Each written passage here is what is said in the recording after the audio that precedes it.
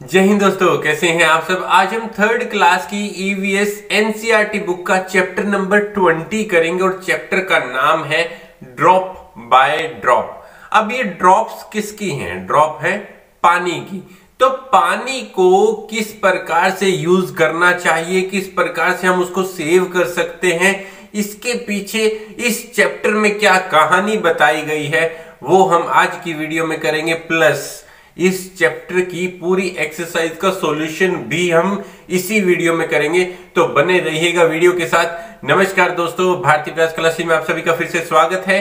Channel को अगर अभी तक सब्सक्राइब नहीं किया तो चैनल को सब्सक्राइब कर लीजिए, बेल आइकन को प्रेस करें, प्लस ऑल को क्लिक करना ना भूलिए ताकि मेरी बनाई हुई वीडियो आप तक पहुंचते रहे और आप उसका भरपूर फायदा उठाएं। शुरू करते हैं आज की class, drop by drop chapter 20। अभी हम सबसे पहले आपको इस चैप्टर की कहानी बताएंगे कि एक राजस्थान के विलेज की कहानी है जहां पर पानी की बहुत ज्यादा किल्लत होती है, बहुत मुश्किलों में पानी मिलता है। घंटों तक चलने के बाद रेतीले एरिया में पानी मिलता है, राइट। अब कितना पानी मिलेगा कि दो लेडीज जाती हैं, घंटों तक चलती हैं, 4 मटके पानी कर लेके आती हैं और उन 4 मटकों में ही पूरे परिवार का निवारण होता है, पानी की पूर्ति करनी पड़ती है। आप यहां देख रहे हैं। और यहां पे क्या होता है कि अगर एक सीजन बारिश ना पड़े तो पूरी की पूरी जो लेक होती है, पौंड होते हैं, वो सूख जाते हैं क्योंकि गर्मी बहुत ज्यादा पड़ती है। और यहां पर अक्सर क्या होता है, यानी रेगिस्तान का जहाज किसे कहा जाता है? रेगिस्तान का जहाज कहा जाता है कैमल को, ऊंट को। अब ऊंट के सहारे ये एक स्थान से दूसरे स्थान पर जाते हैं, पानी इकट्ठा करके लेके आते हैं, उसको टैंक में, कुछ प्लास्टिक के बर्तन में, कुछ बड़े बर्तनों में स्टोर करके रखते हैं ताकि 2-3 दिन का गुजारा चल जाए। और जो ऊंट रेगिस्तान में क्यों मिलता है? क्योंकि वो एक बार पानी पी के काफी दिन तक बिना पानी पिए रह सकता है, वो अपनी बॉडी में बहुत ज्यादा स्टोर करके रखता है। तो प्रकृति ने ऐसे जानवर को ऐसे एरिया में बनाया है जहां पर पानी की कमी हो और वो बिना पानी के काफी दिन तक रह सके, और वहां के लोगों को भी कुछ ऐसी आदतें डालनी पड़ती है। तो अभी हम क्या देखते हैं कि उनको कि बहुत ज्यादा पानी की किल्लत होने की वजह से उनको बहुत ज्यादा सफरिंग करनी पड़ती है, कि प्यास कंट्रोल करनी पड़ती है, पानी का यूज कंट्रोल करके करना पड़ता है। लेकिन जो दूसरे एरियाज होते हैं जहां पर पानी की किल्लत अभी कम है, राइट, तो उस एरिया के लोग क्या करते हैं? पानी को वेस्ट करते हैं, यानी कि जो बारिश का पानी है उसको भी वो बहुत ज्यादा स्टोर करने की कोशिश नहीं करते। बट राजस्थान के एरिया में, मरुस्थल के एरिया में वो लोग कैसे पानी को स्टोर करते हैं वो ये प्रोसेस समझाया है। क्या है कि यहाँ पर ये रूफ है, यहाँ रेनफॉल हुई, पानी यहां पर इकट्ठा हुआ और इसको एक स्लोप दिया जाता है। वो स्लोप से ये जो पाइप है इसके थ्रू पानी अंडरग्राउंड टैंक में चला जाता है। अंडरग्राउंड टैंक एक बहुत बड़ा स्टोरेज होता है। उस स्टोरेज को ये पानी जब इसके अंदर जाते हैं तो उसको काफी बार फिल्टर करके यूज किया जाता है फॉर अ ड्रिंकिंग वाटर। यहां पर ये लिड दी हुई है, इस लिड को हम ओपन करते हैं, क्लोज करते हैं, यानी ये ढकने के काम आता है, लेकिन जब पानी यूज करना है तो हम इसे खोल सकते हैं। तो मेन चीज क्या है यहाँ पर? यहाँ मेन चीज है टैंक, या इसको बोलते हैं टंका। टंका वहां की भाषा में इसको बोला जाता है, लेकिन हम इसको नॉर्मली कह सकते हैं टैंक, राइट। तो ये क्या है? वाटर स्टोरेज, बारिश के पानी को स्टोर करने का तरीका। उसके बाद इसको फिल्टर करते हैं, साफ करते हैं, फिर उसको पानी पीने के लिए इस्तेमाल किया जाता है। अब मैं आपको इसका क्वेश्चन नंबर 1 करके दिखाते हैं। तो सबसे पहले क्वेश्चन नंबर 1 करते हैं। वो क्या है? From where do the people in Madhu's village fetch water from for drinking. अब यहां देखिए कि ड्रिंकिंग के लिए पानी, यानी पीने के लिए पानी, वो कैसे इकट्ठा करते हैं पीपल। अब इतना बड़ा आंसर है, आप इसको छोटा भी लिख सकते हैं, बट मुझे इसकी पूरी डिटेल बतानी थी, इसीलिए मैंने इसको पूरा बताने की कोशिश की है। आप इसको कुछ शब्दों में भी लिख सकते हैं, कुछ वर्ड्स में लिख सकते हैं, जैसे कि people in the Madhu's village usually fetch water for a nearby pond. आप यहां तक इसको लिख सकते हैं, नियर बाय पॉन्ड से वो पानी लेते थे। लेकिन अगर नियर बाय पॉन्ड में पानी खत्म हो जाए तो क्या करेंगे, तो उसके लिए भी तो बताना पड़ेगा, राइट। तो उस केस में क्या लिखेंगे, as the nearby pond has also dried up, has his mother and sister have to walk for a longer distance. जो लेडीज है, जो उनकी मदर, उसकी सिस्टर वहां से बहुत दूर जाते हैं, वहां से पानी लेकर आते हैं। Some time a train carry water comes and Madhu's father goes to fetch water in his camel cart. पानी की ट्रेन्स आती हैं, लेकिन वो हर बार नहीं आती, हर रोज नहीं आती, वो कभी कभी आती हैं, और उस पानी को बहुत दिन तक कलेक्ट कर लिया जाता है, फिर उसके बाद वो यूज किया जाता है। दूसरा ऑप्शन क्या होता है, रेन वाटर को कलेक्ट कर लिया जाता है। उसके लिए स्पेशल मेथड बताया मैंने आपको, जो डायग्राम समझाया था, उसको क्या बोलते हैं, टंका, right. They filter the rain water through a special procedure and use that water for drinking after clean it up, right? तो ये आप इसमें लिख सकते हैं। आगे है question number 2, who fetches water in माधो's house? माधो's house में कौन फैच करता है, उसकी मदर और sister. माधो's mother and sister go to the nearby pond to fetch water.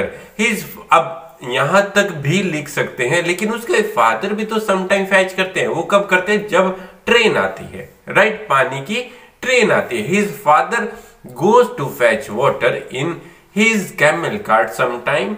Madhos is permitted to take water from one of the tankas of the village. किसी भी, यानी पूरे गांव का भी एक जॉइंट टैंका हो सकता है। आगे बढ़ेंगे हम क्वेश्चन नंबर 3 की ओर। नेक्स्ट क्वेश्चन है ये, water collected in the tanka is mostly used for drinking. वो है क्यों, जो टैंका में पानी इकट्ठा किया है उसको ड्रिंकिंग के लिए, यानी पीने के लिए क्यों इस्तेमाल किया जाता है। अब देखो, सबसे ज्यादा जो जरूरत होती है वो पीने की। अगर पानी नहीं पिएंगे तो इंसान मर सकता है, राइट। तो उसके लिए ही सबसे ज्यादा जरूरी है उसको पीने के लायक बनाया जाना। Rain water is collected by some people through a special method by making tanks, या उसको बोलते हैं टंका, right. The tanka is kept covered with lid always, and the water is collected is filtered properly and is used for drinking water. It is cleaned. मैंने आपको जो ये process समझाई थी, इस मेथड के थ्रू ये पूरे पानी को, यानी रेन वाटर को स्टोर करते हैं, क्लीन करते हैं, उसको ड्रिंकिंग के लिए इस्तेमाल करने के लायक बनाते हैं। आगे हम बढ़ते हैं क्वेश्चन नंबर 4 की ओर। वो है, is rain water collected in your house as well? If yes, how? क्या आपके घर में भी रेन वाटर को कलेक्ट किया जाता है? मोस्टली घरों में नहीं। No, rain water is not collected in my house. जो भी लोग नए घर बना रहे हैं उनको चाहिए कि वो एक ऐसा स्लोप बनाए जिसके थ्रू घर की छत का सारा पानी ग्राउंड में चला जाए। ग्राउंड में चला जाए यानी हमारा जो यूज किया हुआ पानी है वो कहां से आता है? वो है ग्राउंड से आता है। यानी और जहां भी रेन वाटर इकट्ठा होगा रूफ पे, वो वापस अगर ग्राउंड में चला जाएगा तो ग्राउंड का वाटर लेवल मेंटेन रहेगा या बहुत ज्यादा तेज गति से घटेगा नहीं, जिससे हमें फ्यूचर में प्रॉब्लम कम से कम होगी, राइट। नेक्स्ट क्या है question number 5, can there be any other method of collecting water? क्या इसके अलावा भी कोई और मेथड है वाटर को कलेक्ट करने का? Yes, water can be collected in tanks, drums, bucket etcetera. किसी भी जो भी आपके पास कंटेनर है उसमें कलेक्ट कर सकते हैं। It can also be stored by setting up water collection unit और plastic water tank. Plastic water tank में और कलेक्शन यूनिट में भी हम उसको स्टोर कर सकते हैं। नेक्स्ट क्या है, do activities as shown in the picture, ये आपको एक एक्टिविटी का पार्ट दिया गया है और उसमें उसका आंसर भी आपको लिखना है। पहला क्वेश्चन क्या है इसमें, how many drops will fill a spoon, एक स्पून जो है यानी एक चम्मच जो है वो कितने ड्रॉप्स में फुल हो जाएगा। कह सकते हैं हो सकता है 10 ड्रॉप्स में, you can write here 10 drops. How many spoons will fill a bowl, एक बाउल कितने स्पून में फिल हो सकता है, you can say that 40 spoons, right. Next क्या है, how many bowls will fill a mug, कितने बाउल्स में एक मग फिल हो सकता है, यू कैन से 5, राइट। आप प्रैक्टिकली करके देखिए, आपको पता लगेगा, आप यहां पर अपने नंबर्स लिख सकते हैं। How many mugs will fill a bucket, कितने मग्स में एक बकेट फिल हो जाएगी, यू कैन राइट 20, राइट। तो आप अप्रोक्सीमेटली यहां पर लिख सकते हैं, प्रैक्टिकली करके भी देख सकते हैं। नेक्स्ट क्या है, just think if tap leaks even drop by drop how much water would be wasted, these picture shows you something similar. अब आप देखिए, आपके घर के आसपास कोई अगर टैप टपक रही है, ड्रॉप बाय ड्रॉप, आपके घर में कोई टैप टपक रही है, ड्रॉप ड्रॉप ड्रॉप, तो आप समझ सकते हैं कि कितना पानी उसमें वेस्ट हो सकता है। आप उसके नीचे अगर कोई बर्तन, कोई कंटेनर रखेंगे तो वो कितनी देर में फिल हो सकता है, आप उसका अंदाजा लगा सकते हैं कि उस हिसाब से पूरे दिन में कितना पानी वेस्ट होता होगा। तो आपने देखा भी होगा, आपके आस पड़ोस में, स्कूल में, नेबर में, कहीं भी एक ऐसी टैप होगी जो टपकती होगी, कि आपने उसका समाधान करने की कोशिश की है, वो देखना है।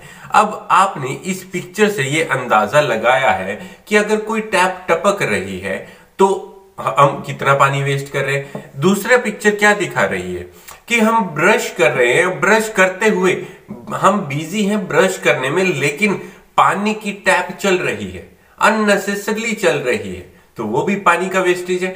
हम शावर ले रहे हैं, शावर चलाए, हम एक बकेट में भी नहा सकते हैं, हमें शावर चलाने की क्या जरूरत, उसमें बहुत सारा पानी बाहर एक्स्ट्रा वेस्ट होता है, रादर देन कि पूरा पानी हमारी बॉडी में डल रहा है, बॉडी के ऊपर डल रहा है। तो क्वेश्चन नंबर 6 यहां पर देखते हैं, can you think of ways of saving water, right your suggestions below.